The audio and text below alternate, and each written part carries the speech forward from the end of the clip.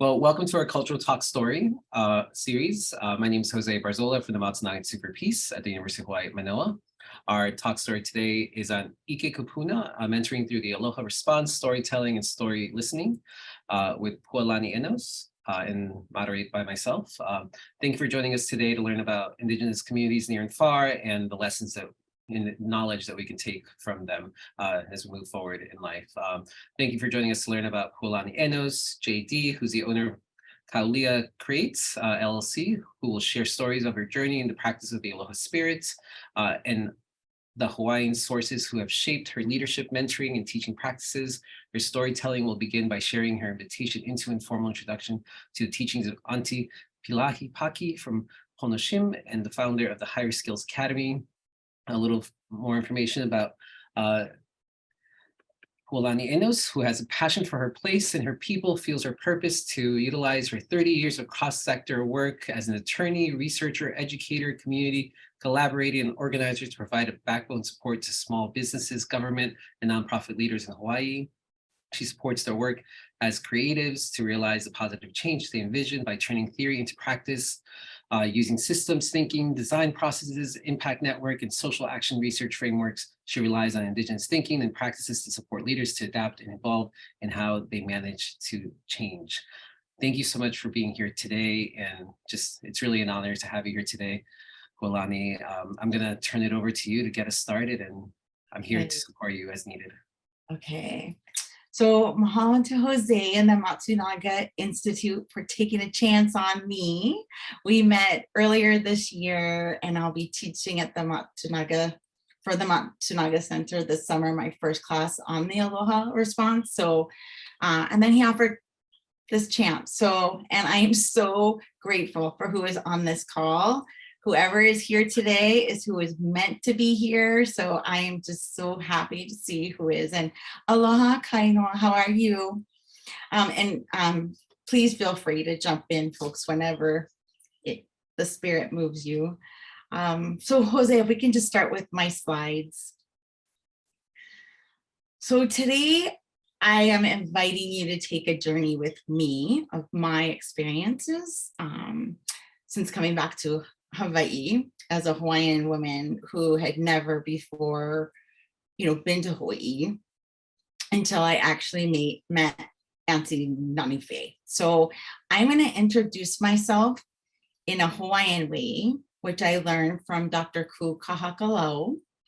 And the truth is, I don't think I would have had the courage to introduce myself in this way in this place in university in a professional setting without Pono Shim. And I'll tell you a little bit about why. But so when I came back to Hawaii, I did not even know how to say my own name. I didn't know my Hawaiian family. I didn't know Hawaiian places. And my friend Sue, who was on the call, came to visit me on my first visit. She took me to La Perouse to go scuba diving. And I was the kind where I go underneath and I'm like, oh, like screaming, running from the fish. I do not have gills. That is how disconnected I was from my place. Now the ocean is my space. But this is my journey. And my hope today is that not that you necessarily have a similar journey, because mine is, I think, unique given my upbringing, but that you too will be inspired by the sources that I share with you, and that you too will be encouraged to be more of yourself and to let your light shine and to dig deeper into your cultural connections, because we all have them. Just for some of us, it takes a long journey and a lot of work to get there. So these are my grandparents. These are my parents. And now I can say my name properly. So O Pualani Enos Ko'u Inoa, which means this is who I am. This is what I am. And while I was born in Los Angeles, Waikapu is where my father's family is from.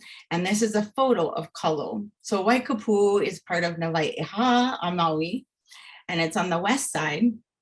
And my family in the past 2 generations has not been able to grow kalo because we are not connected to land. We don't have the requisite knowledge. So I'm talking about my siblings and our children. But for me, figuratively speaking, by being here with my keiki and my children who are in Hawaiian immersion and who are in paddling and halau, which is a Hawaiian hula school, I feel like we're getting to this place of abundance. You know, we're resetting. And I know the name of the mountain in Waikapu, which is called Mauna Leo. And if you ever, Keali'i Raichel has a beautiful song about his mother, which is what also it's my favorite Mauna, but it's right behind where my family's from. I live in Pualani, which is in upcountry Maui. And the river that I love is in Waikapu, and the beach that I feel most connected to, and I'll get to that as to why, is Puamana, which is in West Maui on the Lahaina side. Next slide, please. So the lady that you see here on the screen, who's like, oh my gosh, right now, I'm so sorry, Auntie. This is not your thing. Is my precious, precious, treasured Auntie Pilahi Paki. And this is mentoring like on a whole nother level. So the way I met Auntie is I was working in Boston and wanting to leave there to be able to meet my own people, because I had never met another Hawaiian person until I met Heidi Ho from Maui in Boston. And I met a bunch of Hawaiians there. And one of them is Ka'eo Dwar. And he was at MIT getting his PhD. And he said, you know who you should meet is my Auntie Nani Faye. If you want to go back and do domestic violence work or youth work. And I was, sure that I could solve battering within my own culture. I'd done work in the past in other people's cultures. So Auntie lives in Kihei, which is on the south side. And she was so busy during that time. And she made time for me. And I'm sure she loves her nephew. But once you get to know Auntie Nani Faye, it's just kind of her way. She's so generous. So I'll never forget it. We meet at Kihei Cafe. And for those of you who have worked with me, I'm like, telling her all my ideas and how I know nothing about Hawaii. I can't say the words. I know nothing, right? And I tell her how I want to move here and what my dream is and how I want to learn about my family. And she said, okay. And then she proceeded, when I came to visit, to take me to some of the most precious places, either through stories that she would tell about how she would take her own keiki around the island. And so I just wanted to share these few spots. On the top left is Haleakala. It's the view from the summit into a part of the crater, kind of looking to the North Shore. Right below that are the West Maui Mountains. So that's the south side, looking towards the south side. And then to the bottom right is Kaupo, which is on the east side, which is where I actually have family. I'm related to the Lake family, and there's some folks with property out there, but I definitely have some deep connections with that space. And then the top is Kihei. It's a fish pond in South Maui. And I share this picture with you because it's very recent, and there's no water, and there's no walls, and there's no fish, and there's no turtles.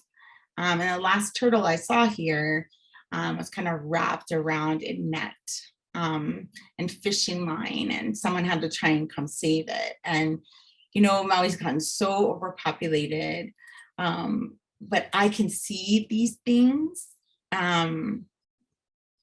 without being enraged, without wanting to, getting exasperated, but, being able to take it all in and know enough about my history to know that there, just probably 5 years ago, there was a very healthy running fish pond.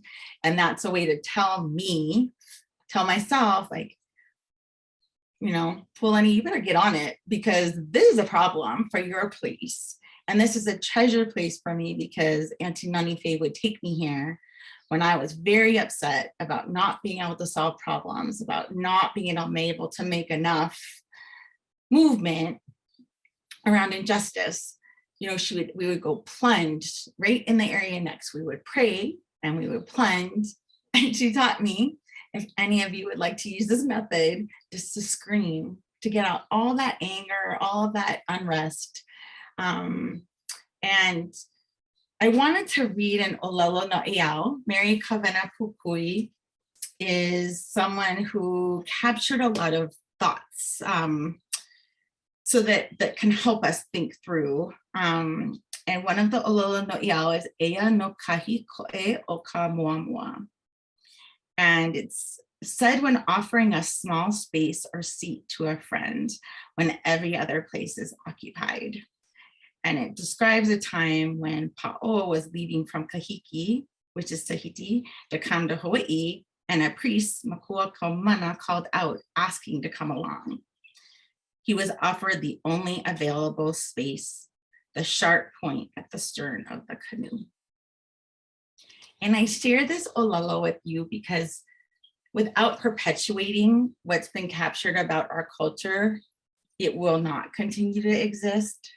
And the reason why I believe I was meant to, I found that one when I was working as a student in a storytelling project, small town big art in Wailuku, and trying to build some new skills.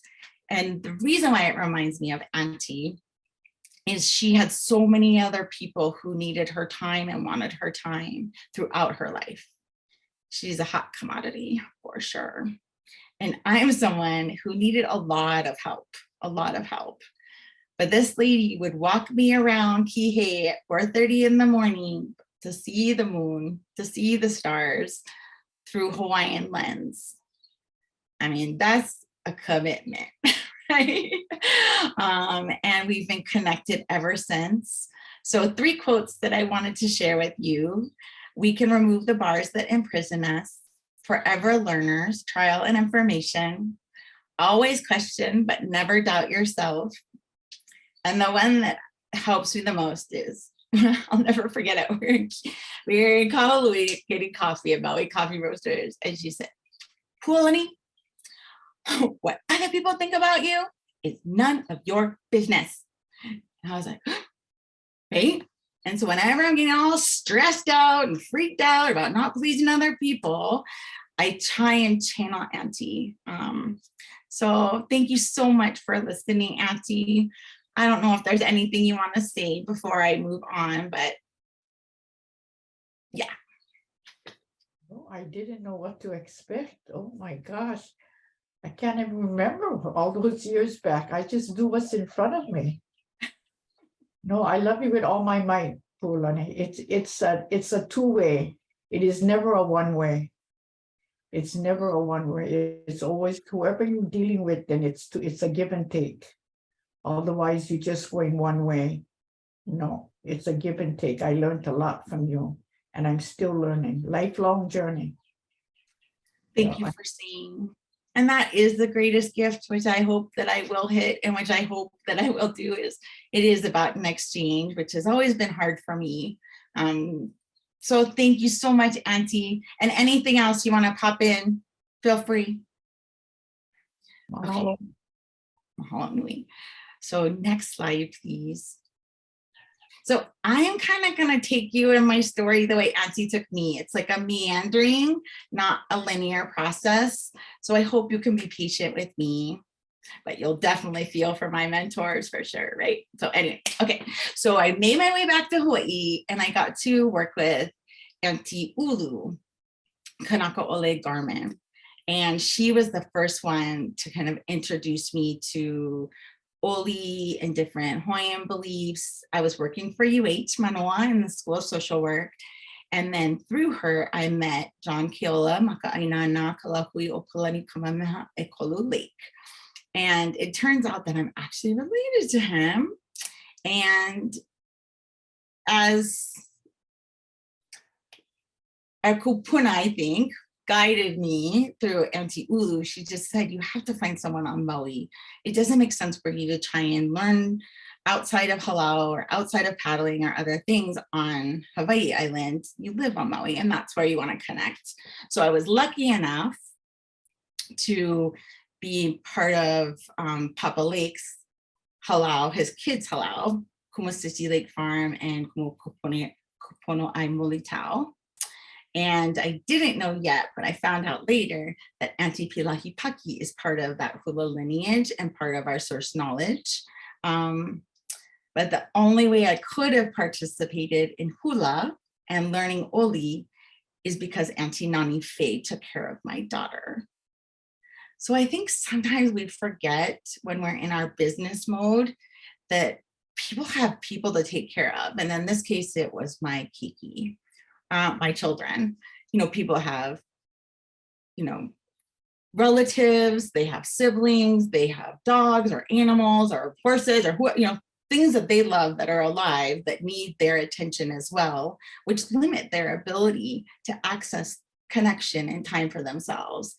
And Auntie Nani Faye met me every day on Saturday morning, took my baby as I terrifiedly approached trying to learn my culture, my language, and all of those things. So I just want to say these are my cultural sources, and I hope I can honor them well today. But I only know what I know.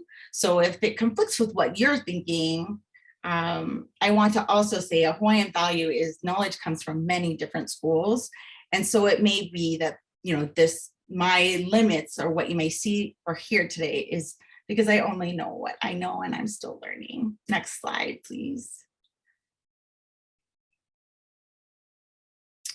So what part of my hula legacy is Auntie Maiki Ayu Lake.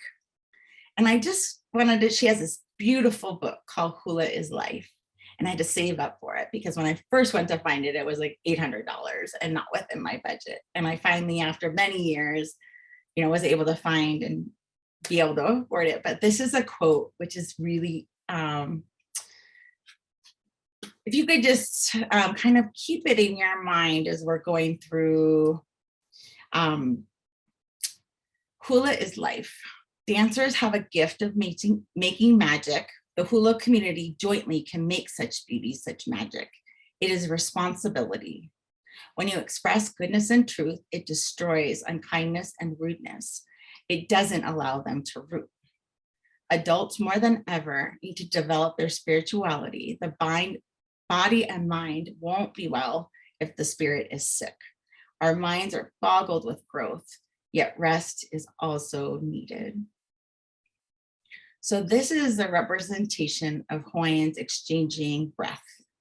And that is the way that we greet each other, to be in the presence of each other, which I'll talk about a little bit more later, but I got this beautiful photo from the Kohala Center in a workshop about Ha. Next slide, please. So I am working in a nonprofit, right? So I have this, I'm gaining all this knowledge in hula and in paddling, but I only practice those things in those places. And I have never before seen them adeptly executed in non-Hawaiian spaces, and especially not in economic business. So I'm trying to find money and keep this nonprofit open. And Martin Chinen, who was the director, he was my program manager way back when in 2006. And then he recently retired as the director. But he was a mentor to me in that he always kind of heard me and saw me of what I was trying to accomplish, even though it hadn't yet come to fruition. And so he had invited me to come to a special talk in Oahu. I was sick and I couldn't make it because I overworked and I never stopped. And then things that were important to me, I couldn't go to. So he was kind enough to send me this clip of Pono Shim. He said, I know you missed it, and Manu Meyer. And Jose, thank you so much for putting the link in the chat. And I have to also acknowledge Leslie Wilcox, because without her, I would not know so much of my Hawaiian heritage and Hawaiian people because they're gone now. And she interviewed them. And so I sat and I watched this video of Pono Shim, and I was blown away because he talked about Hawaiian things like they were credible, like everyone should listen to them. Like, yeah, like I could not believe that he was talking about the things that I held so dear as though they were the truth for everyone. So in this, he talks about his teaching and practice for 10 years before he started to talk about the Aloha practice. And so I had written, Merton, thank you so much, like this whole thing about, and people always say your emails are very long, but usually with mahalo letters or thank you letters, I usually don't get scoldings. And so in this case, I hit it and I had no idea, but he calls Pono Shim, or he sends it. No, that's what he did. He called him and then he sent him, look at this email I got from someone who watched. So I'm taking all the boys and girls from my program who are teenagers who do not want to paddle, who do not want to exercise. It's hot, blazing hot. We're at practice. Everyone's giving me a hard time. I'm being too strict. And I answer my cell phone, which I rarely do when I'm with the kids. And I said, aloha, this is Pua. And he says, hi, Pua, this is Pono Shim. And I said, the Pono Shim? And he's like this, stop it, right? And so then we go on to talk and he says, I want to come out and see you. And I was like, are you kidding, for real? And he said, no, I'm going to come visit you. I'm doing some work in the prison with youth and I'd love to just come see what you're doing on Maui. I was like, okay. He's from like Maui Economic Development. He's a business person. And I'm thinking like, oh, all right. So I said, can I have carte blanche of what we do that day? And because I just never like to take things that were just for me. I wanted to be sure that the whole organization, and that especially my kids were so when I say my kids, I mean the kids that were in my programs, which at this time were kids from 13 to 21. You've ever worked with adolescents? Many people are like, whoa, that's a hard, but I loved it. And so I thought, how could I make the most out of sharing him with them?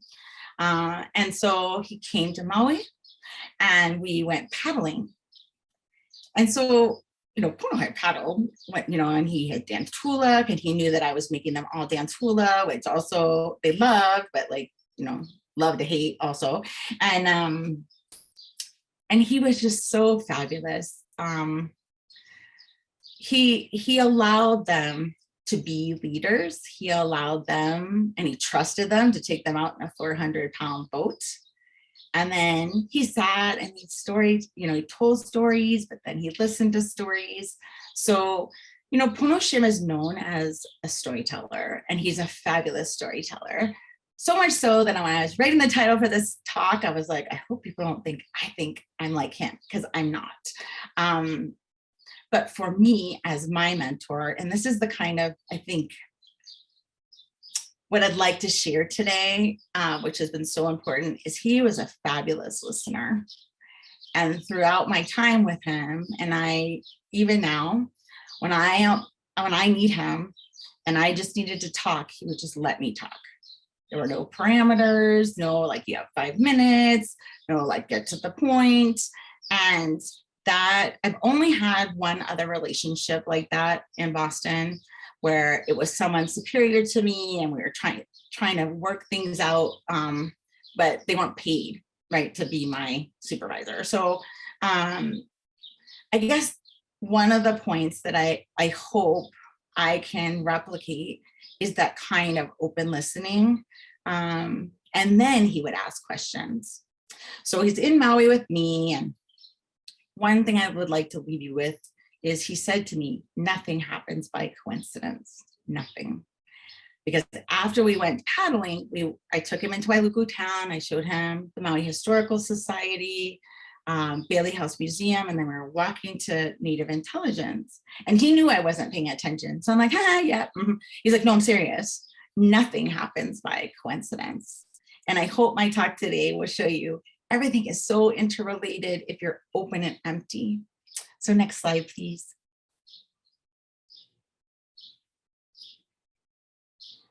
So this is what Aunti Pilahi Paki was able to incorporate into the Hawaii Revised Statutes, the Aloha Spirit. So just recently learning about our history and the overthrow of our last reigning queen, Queen Liliuokalani, who was right before you, like the concept that she was able to get this into the Hawaii State Constitution. And I was actually able to use it much later when I needed it. I was going through a litigation for work, and Pono Shim brought it to my attention. And most of the people that I brought it to their attention who work in these settings were like, I've never heard of that. What does that have to do with anything? But there's actually a phrase that says all leaders in Hawaii, especially those who are public servants, need to abide, need to understand, need to share these things, because this will be the gift that Hawaii gives to Hawaii. So I encourage you to go watch the link with Pono, because he can describe all of these traits much more thoroughly. And, you know, it's a wonderful way to learn about the different traits.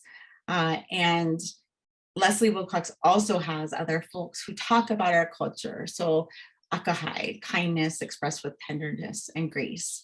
Emma Veary is interviewed, and she was a famous singer, and she was very famous during her time, but she talks about the struggle of practicing these, you know, different values. And so when a couple years later, after working with Pono, he had invited me to participate in his first Higher Skills Academy. And I believe both, I think Anne was actually on that as well, but Kai McDonald, there's like hundreds of people now. I was in the first cohort, but basically what we did, so if you can imagine yourself, you know, in a fellowship or, you know, a professional development, no application process, you know, it's invitation only, you know, with amazing these are all business people. So I run a very small nonprofit, right, on Maui. And, you know, we don't have a lot of prestige. We don't have a big budget. I serve a lot of people that no one wants to see, but I'm with these really heavy hitters, and we're all talking about these values: kindness, which is also grace; unity, which is to be unbroken; being agreeable, which also means to kind of regulate your emotions and not, you know, to never harm someone else; humility; and then patience.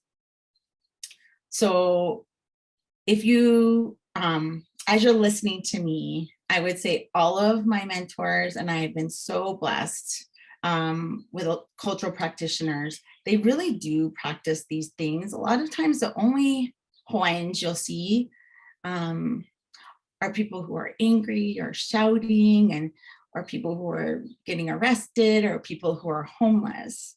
But there is much more to us. And those are just tiny little clips of us when we're under distress. But if you really observe and watch, and people are able to kind of heal and be in safe spaces, we do practice these things, but it takes practice. So for 18 months, Pono Shim sat with us and we worked independently to journal. That's all we were supposed to do every day, journal about one value. And then we could bring one story to share when we met every month, and then make your own connections. That was it. There was no commentary on other people. So I actually use that design in the networks that I run, where you just get to say your thing. People get to ask clarifying questions, and then you walk away thinking, you know, and you're able to kind of process that. And, you know, Kai, feel free to jump into if there's anything else that you would want to share about kind of the process you came to it later. I'm going to keep moving just to get to a couple more spots, and then I'll come back to you if that's okay, Kai. But patience with perseverance and humility, I would say, are the markers of all of my mentors, but especially patience, because the stories I'm going to continue to tell are really the hard parts of mentoring and being mentored. Now that I've started to mentor people, I laugh to myself of how my mentors must feel sometimes I don't know if any of you have ever tried to teach an adolescent to drive.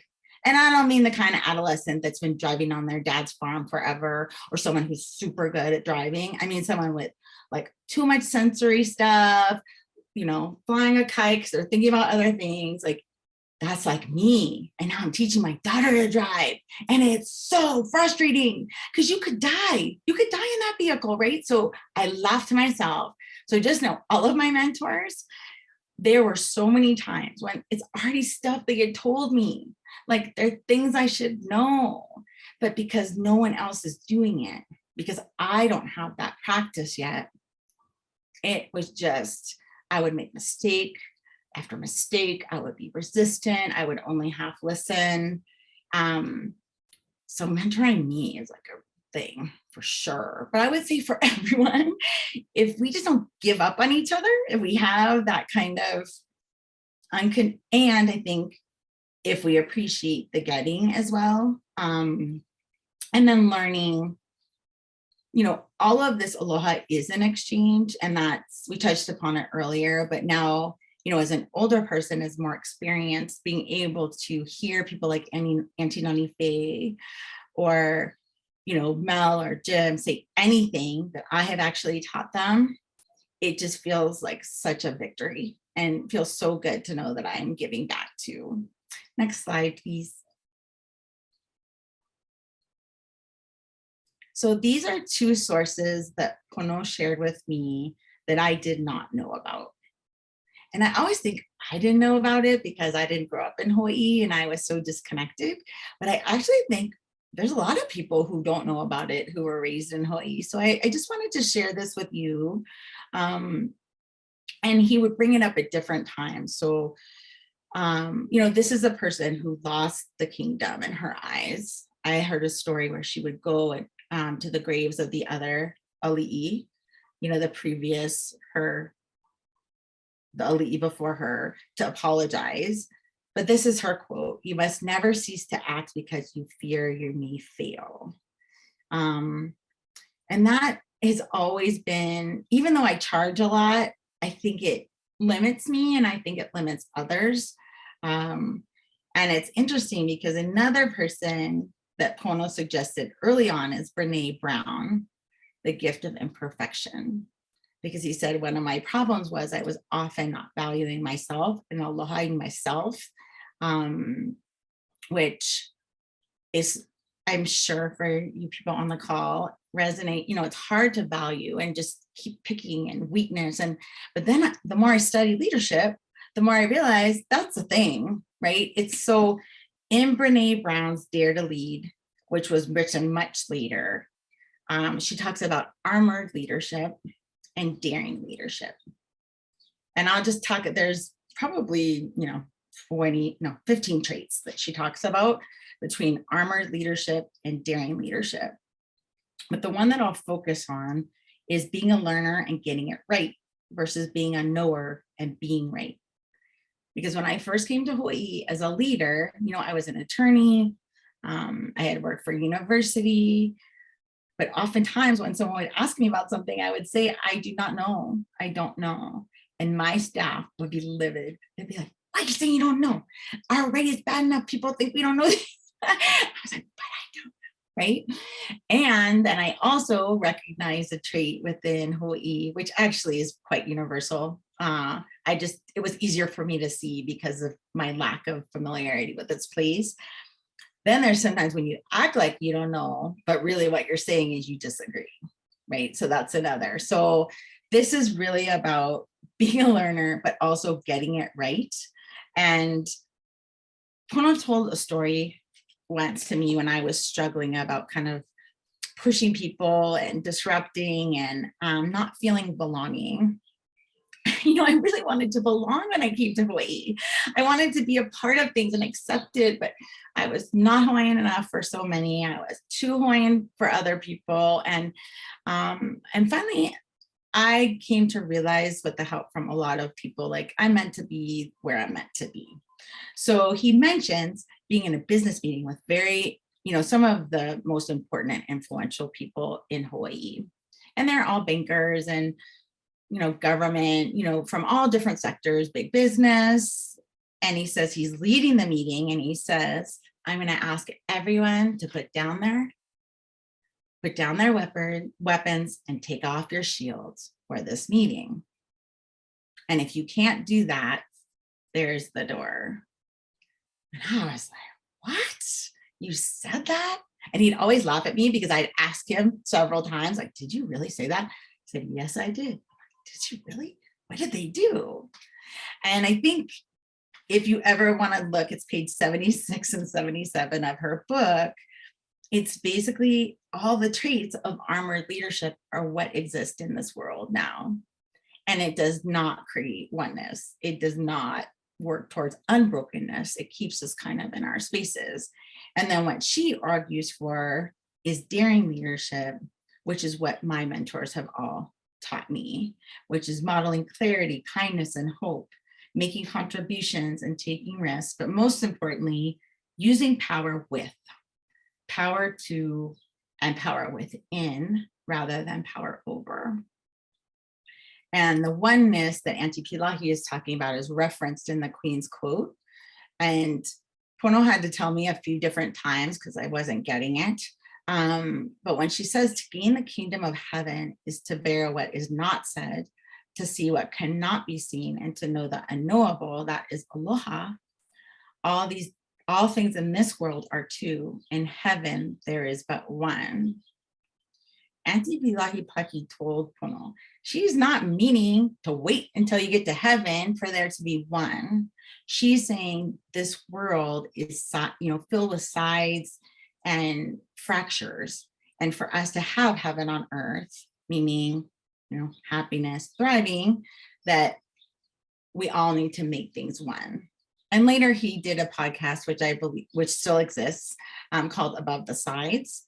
And then Auntie Nanaviri talks about quietness, about needing to be still and alone in order and tap into spirit from her ancestors. She has these beautiful stories about it in Change We Must, and I highly recommend it. I keep it right here. And she talks about how if we can talk to the spirit, the human spirit of the other person, rather than their strangeness or what they've done or their flaws, that is how we will build the kind of connections to have a thriving whole world. So I wanted to just share kind of all of those resources that he shared with me, because it's funny how mentoring can be just a second. I think sometimes we think it's I'm talking about relationships that for me have been enduring, but there are so many others who come into play, and it's been a minute, like literally a minute. It's a very short thing, or they help me to start to make the connections of the things I know. Next slide, please. So there were 9 people in our cohort, and Pono had asked Mel Horikami, who was the Verizon president, Hawaii. He had done a lot of work in New York when Verizon was really struggling and they almost went out of business. He was in charge of kind of the revamp, and then now you can see them, how they've grown. And then he came back to Hawaii and he was teaching after he left. And so he was in the cohort with us. And I just loved him. I just thought he was so smart, that he was a business person. He's an engineer. We could not be more kind of far apart in our ways of doing things or thinking, but I knew I needed that to up my game if I was going to try and solve some of the complex problems that I was seeing in my families. And for Hawaiians particularly, because that is my focus, but that applies to everyone and could help everyone if we were doing better. So he, during the cohort, I really wanted to ask for his help, but I felt, it was just too much to ask. He already gave once a month, for these meetings. And Pono was just like, oh my goodness, just ask him. Why do you waste all this time worrying when you could just ask him and he'll say yes or no? And he said yes. So this man helped me. He's kind of what I would call a producing, creating, learning mentor. He helped me to create this model, a framework, which when I first started using it 10 years ago, when was it? 2015. Yeah, so 8 years ago, people thought I was crazy. They were just like, I don't know what that is, those circles. I was like, no, let's slow down. Like, let's try, because let's stop doing to be and figure it out. But it didn't matter that that's my thing. Usually if I can't get other people to follow me, I have a really hard time believing that it can be done. And so Mel helped me create this and many other kind of challenging to help me find clarity. But I want to make sure I see. Yeah.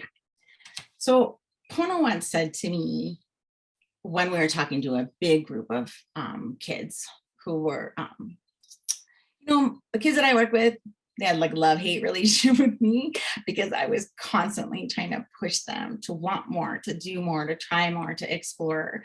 And even if they didn't have that much, I just thought you have what you have. So we could feel sad or compare ourselves, or we could just keep moving, right? And so he came and talked to them. And I think he really gave them he helped them to understand me when he said, in Hawaiian thought, lowest hanging fruit is for kupuna, for elders, or for people in a wheelchair, or for babies who cannot reach harder. It was never meant for people who are strong and who have resources to be taking all the fruit from the bottom of the tree. You're supposed to be walking up, right? And so that resonated with me, that we can do better. And that comes from my mom, but that this is just what's happening is not right and it's not good enough, and we can do better. There are ways for us to do better, but it's very different. It's new work. It's moving from kind of technical to more essence thinking and conceptual thinking. And then there's a lot of uncertainty, in doing transformation work or complex problem work. It takes time and thought. And this man has just bitter end. And even last week when I was preparing for this, he's reminded me of the Kinefin model, but I didn't know it was called Kinefin. So he kept saying it correctly. I kept saying it incorrectly. And I don't know why I always fight him. He always says, I'm not gonna wrestle with you. And he didn't even notice in this, but he's the kind of person, and I hope I can be this kind of mentor, because I'm not always so great at it with my own kids, I think I do, is to recognize when people are growing and struggling as a mentor, and just let them keep trying and not show your impatience. And he could always tell when I was starting to go off or when I was making mistakes, but he kind of put, what do you call those things? There's a word for them, but he wouldn't let me go too far before, he wouldn't let me go off, but he let me do my thing, because that's how I learn. And I think that's how most of us learn. So grateful to him for everything he's done around business and engineering. And he's worked with a lot of other folks in Department of Ed, and I so appreciate him. Next slide. So this is my first professional mentor. It was after I graduated from law school, and I really wanted to do domestic violence work, but I had huge loans, so I couldn't. I had no other resource, right? So and I was lucky enough to get picked up by Northeastern's Domestic Violence Institute. So Jim Rowan was the clinical director, and he ran the poverty law and practice clinic. And to me, solving poverty was way harder than solving domestic violence. I think they're equal, but he was the first white academic who had ever treated me like I had inherent value. And that is because he treats everyone in that way. And he would help me with teaching. He would help me working with community partners. I would be losing it and getting all, I was very self-righteous as a young attorney. Sue can tell you. Yeah, it was not, I mean, it was what drove my passions drove me, but he is just, and he, I think, is what helped prepare me for complex thinking, because, and at this event, I got to listen to other people he had helped, and these people were amazing, had done amazing things, and it was all the same. He'll listen to you, and then he always says, let me get this straight. Is this what you're saying? Is this what you're thinking? Let me just be sure. And then he always, yeah. And then he'll say, I have 3 questions. What about this? What about that? What about that? Which is great at the beginning of your endeavor. Not so great when you have a deadline and you're trying to finish it and you just want to go low hanging fruit. But he is someone that, you know, has stuck with me throughout. So I think the academy or university, you know, I'm grateful that there are spaces where there are people who really believe in mentoring and growing and lifting, because I think it has to come out of there as well. And then perhaps there are people, like people in this room, who in their own spaces, whether it's nonprofit or government, public service, private, do this kind of mentoring. But I think we could be losing it. I think if we don't create a design with intention, I've been doing a lot of brain research. Pono and I were doing some brain research before he died around whether you could do things that would produce the same chemical that marijuana creates to make you feel happy without the marijuana part. But in that, I've been reading about this brain science where you can actually devolve. Like if you don't use it, lose it. So our dependence on quick fixes and easy and simple for too long, it really only takes 2 generations to actually devolve. And so I think my hope is that we can find some folks who are in very powerful positions like he was, to be able to model and kind of make sure that this kind of mentoring happens. Next slide, please.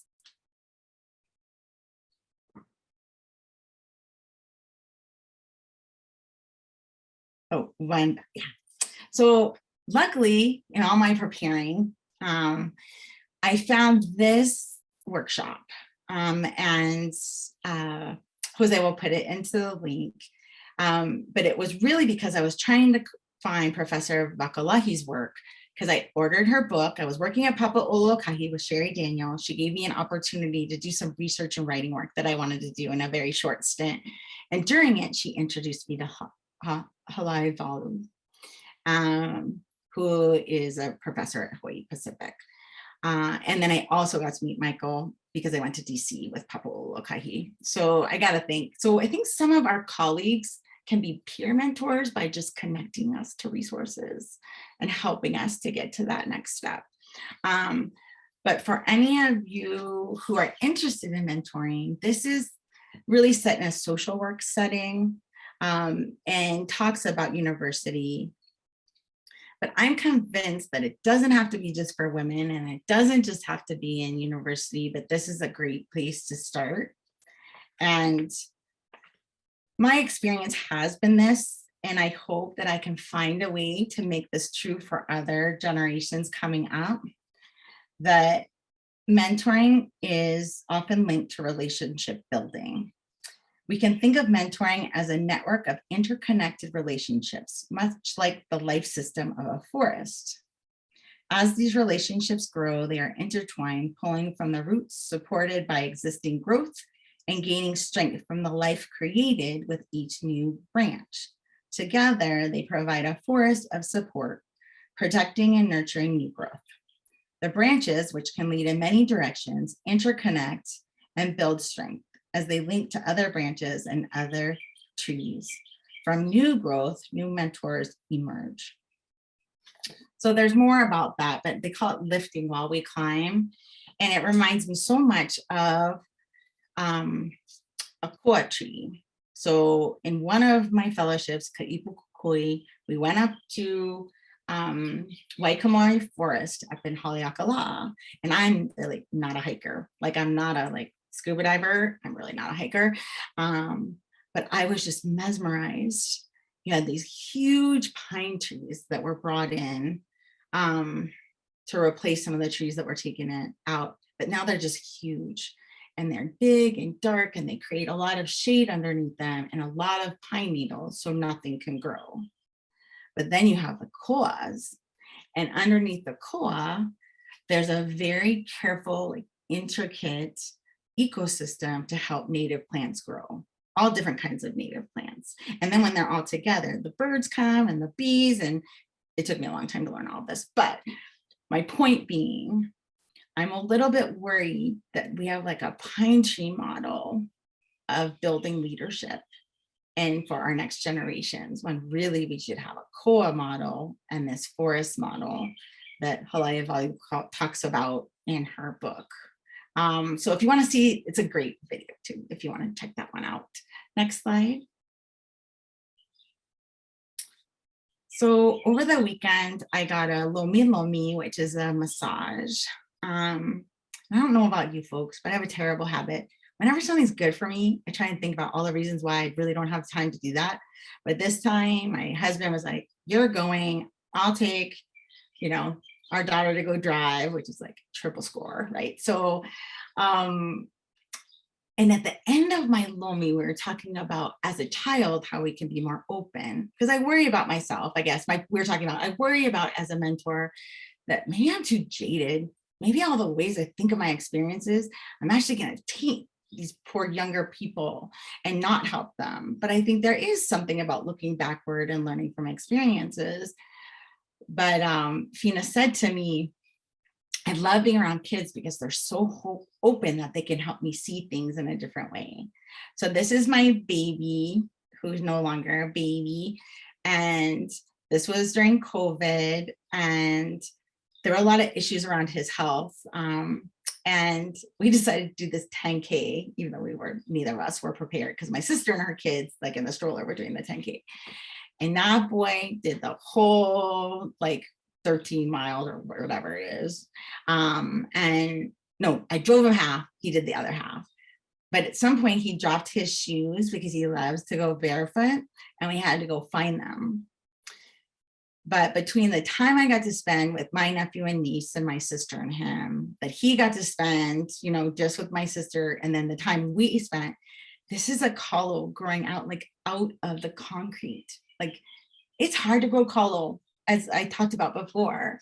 And he ran up to it with his little Maui Hui Malama shirt. And he said, "Look, Mommy, look at what I found. Like, we can persevere, we can make it. Like, nothing, not even asphalt, can keep our kalo from growing." And that was not from me, even though I love kalo. Something that I've also mentioned is we can't teach our own kids stuff. Like, my kids do not want to listen to me. They've heard far too much. But because he was part of a program with farmers and other mentors, he was able to exchange this aloha with me and remind me that things aren't so grim that sometimes we think. So I would like to leave with you sorry, I didn't leave enough time for questions, but there's only a few of you, so that should be, next slide, please. So for Valentine's Day at my halau, which is under the direction of Kumusisi Lake Farm, we all need to present pursuant to Aunti Pilahi Paki's teaching. See how it all kind of comes around and it's all connected. And one of the young girls in the OPO class, the teenager class, created this beautiful image. And I asked her if I could borrow it to share with you, because this is what I think of, like, lifting, or like, being a mentor for not just those younger, but those older, those equal.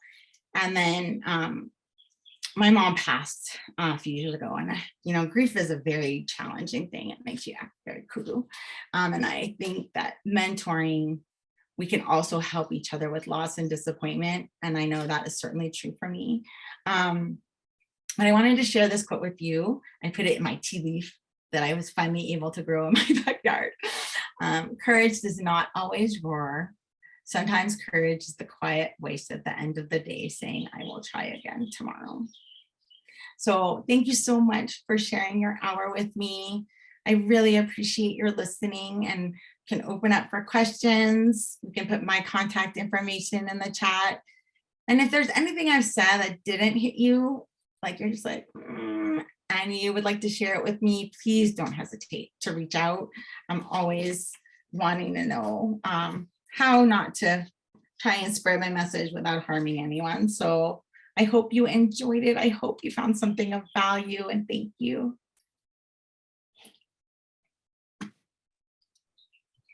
Well, I don't have a question, but I have a comment. Okay. So the Aloha Spirit that you just talked about getting put into legislature, kindness, harmony, humility, all of those things. As someone who knew you before you moved to Hawaii, even though you weren't in that culture, it was who you were. Really? And I just deeply appreciate that. Oh, thank you. Yes, certainly. And I miss your face. I know. I'm so, all right. We're going to connect after. Yes, we are. Okay. Because my phone number for you did not work. See, someone's meaning for us to come back together. Kai, did you want to add? Yeah. Hello, can you hear me? I can't seem to Yes. get my camera working, but bravo, like oh my God, and I'm so happy to be here. I was making sure I was getting out of one meeting and had my alarm on twice to make sure that I was able to attend. But I think we're all in alignment in those spaces. I think you and I have had the longest talks about what we took away in terms of really weaving into what our kupunas left behind with us, for us. I think it's so neat to hear that kind of that same journey, whether it be Hawaiian and that kind of teaching. And even for me on a personal side, I read, Brené Brown too. And I think the parent manifesto is one of my takeaways as a parent myself. And it's that journey that you take away, your kupunas, taught you how to be, and then you give that to your keiki. And I think that the wholeheartedness of where Brené Brown, her takeaway from that really helped me, because in Hawaiian, in our Hawaiian culture, we have all these different traits of who we are as Hawaiians. And my parents were working parents, and so I was really raised from baby, they call it baby time. And I was raised by my grandparents, and so because I was the firstborn, I was the favorite, and then I was the first girl, and so I, from a very baby age, I was essentially given to be raised by my grandparents. And so it was challenging as I got older, because I didn't really realize how much of a difference it was between my siblings, the way I was raised with my grandparents, and then the way my siblings were raised at home with my parents. Right. And that kind of caused some trauma, especially between myself and my siblings. And then also with other cousins who were, like, she's always the favorite, whatever I did, was always the favorite. And so through that, being raised by my kupuna, my grandparents taught me the, kind of like the colonial way of no olelo Hawaii, go to school, get a good education, and then, go to college, and then you do your rest of your life and find a career. And so I was raised that way. And I was not able to actually really thread in olelo Hawaii till I had my second child. And when I enrolled her in Kekula Kaipuna, or actually Punana Leo, and she got in, I called my grandmother and I thought, oh, this would be such great news. You know, she'd be so proud of me. She didn't speak to me for 6 months because she was so upset. I can relate. When I told my dad that we had joined a halal and I was learning Oli, he was like, you're gonna get arrested. And that was before his Alzheimer's. He was like, you are crazy. And then when I told him I want to work with Kalo, he was like, we did everything we could. Yeah, it was so hard. Yeah. It was like frowned upon. And you know, my grandmother did not speak to me for 6 months. And then when we finally was able to, you know, get on the phone, I speak to my grandmother again. And then it took her a little bit because in the, you know, the first thing my little one, you know, I said, you know, it a little, you know, to your tutu. And after the two of them conversed in Hawaiian, you know, I had this silence when I got back on the phone, and she goes, and what kind of Hawaiian are they speaking? That's not old Hawaiian. What kind of Hawaiian are they teaching them? So it took a year or so to have my grandmother really accept the fact that we were coming back to the language, and we had every intention to perpetuate it. And so I completely understand the journey. I mean, I love what you spoke about. And then I just wanted to leave, you know, like in Aloha chant that, because I was in the 9th cohort, I think, with Pono Shim. And, you know, one of the chants that Aunti Pilahi had shared, well, he had shared about Aunti Pilahi was this one. And I share this across the work that I do with the homesteads and, you know, the beneficiaries that we work with. And here's the chant. And it's, I hope I don't get emotional, but it's a kahi e na Hawaii, lo kahi a kulike, olu olu kamana'o, ha'a ha'a ko kulana, ahunui a la nakila. And essentially what it means is be kind, people of Hawaii, united together in harmony. Pleasant be your thoughts, be humble and modest, have patience until victorious. And I get emotional because the work that we do across the Pai'aina, you know, across to the US continent has increasingly gotten more heavier, it seems like, and we're just moving these big pohakus. And but you just see that the journey is not hard when we're doing it together, right? You know, and I think, you know, what I wanted to leave this session, you know, is your Pualani, your imprint for us on what you're going to, and I say us because, you know, I represent a good hui of Kanaka who sometimes need that, you know, we need that. We need to be reminded. This morning's, you know, session that we had with Molokai, they need that.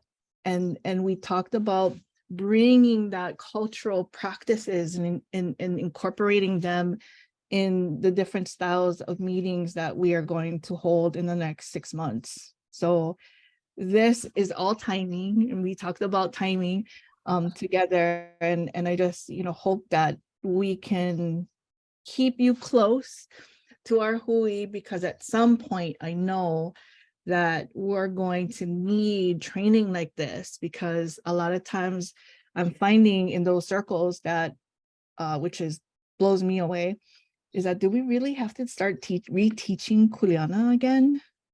You know, that sense of Kuleana, that sense of responsibility, because we're going so far away from, we have those tendencies to go far away from that. So I just appreciate you. And I was so glad to see this. I'm so glad I was able to hold hands and kind of get off the cliff with you. So mahalo for letting me attend. And you and I are gonna talk story a lot more. We can kuka again.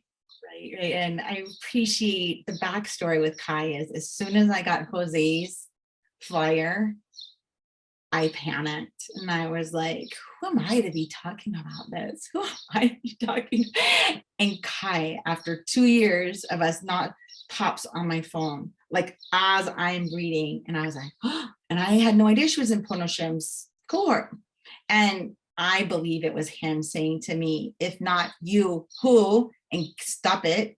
And Kai really helped me to not call Jose and just say, forget it. I don't know if I'm up, like, I don't know if I'm up for this task. And so, and to our credit, I mean, to our defense, I would say too, that if so many of us haven't been taught, I come from a family of a lot of violence and a lot of harsh words, but the truth is, if you aren't raised by the right, you know, in the right conditions, you gotta scratch your way to find it and practice it, and have like all of you and an Auntie Nani Faye, right, to keep you, so we can get there, right? We can get there. We have to show aloha for each other first, right?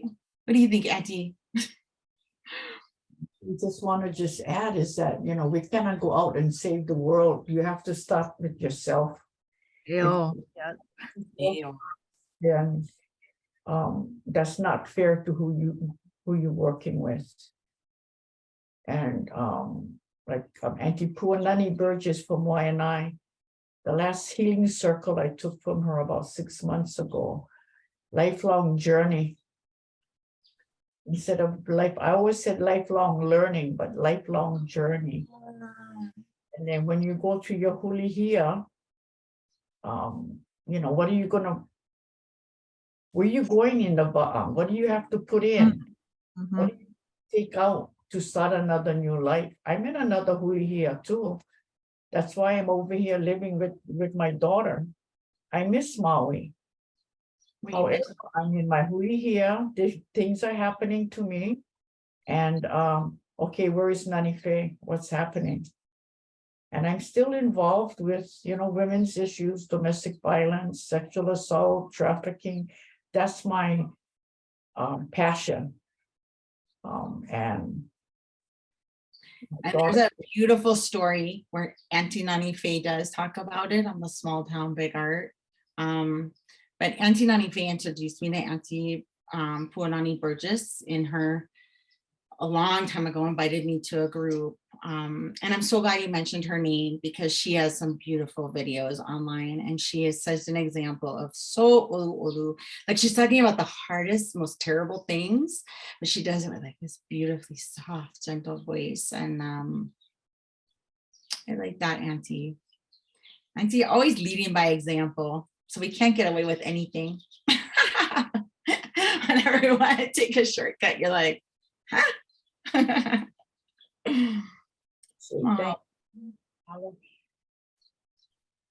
And did you want to say anything or before we get off? You know, you guys, it's just been so nice hearing the connections, the great reminders about life. You know, like you were saying about mentorship is two ways. It really is. Whatever the people that come and go in your life, learning from each other, no matter what journey you're going through. And so it's just been so great listening to how all these connections, and how it happens, and it's happening for a reason, like you say. So yeah, it's really great. Thank you so much for sharing, everyone. And where are you, Anne? Where are you located and where do you work? Yeah, so I'm at UH Manoa in the campus help office. So we deal a lot with different people and, you know, learning more about these healing circles, you know, being grounded in the Hawaiian way of learning. It's just something that I feel the younger generation can so benefit from. And it's about all of us helping to share that part of it. So this has been really enlightening personally for me. Thank you.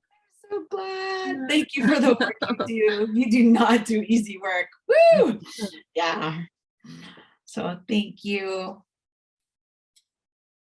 Well, I'll jump in here since I believe everyone has gone, but if anyone has any additional words, please. I don't want to. No, everyone's good. I just have to thank you so much. This is a great So just a little background about insight about myself.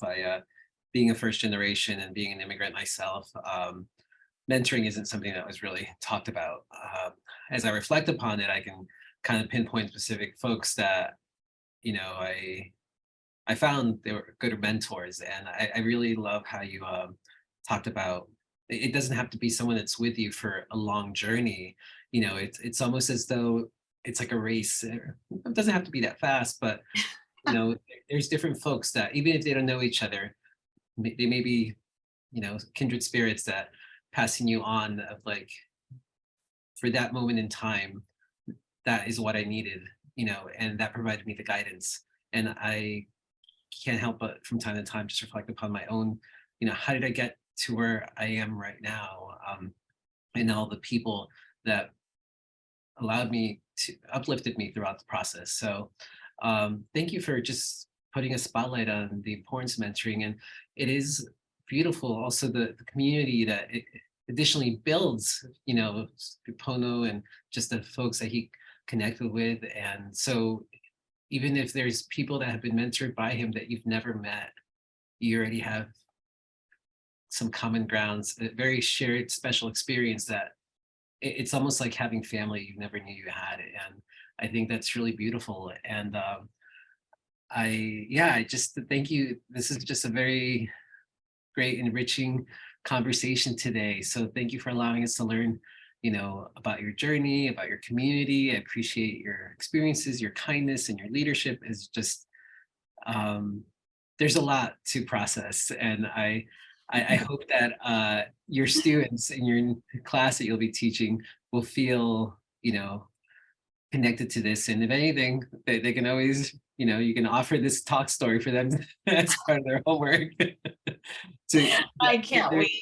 I hope they'll stay in with me and let me find my way with them. So yeah, thank you all so very much. And I will see you all soon, hopefully. So thank you. Mahalo, Jose. For everything. Mahalo.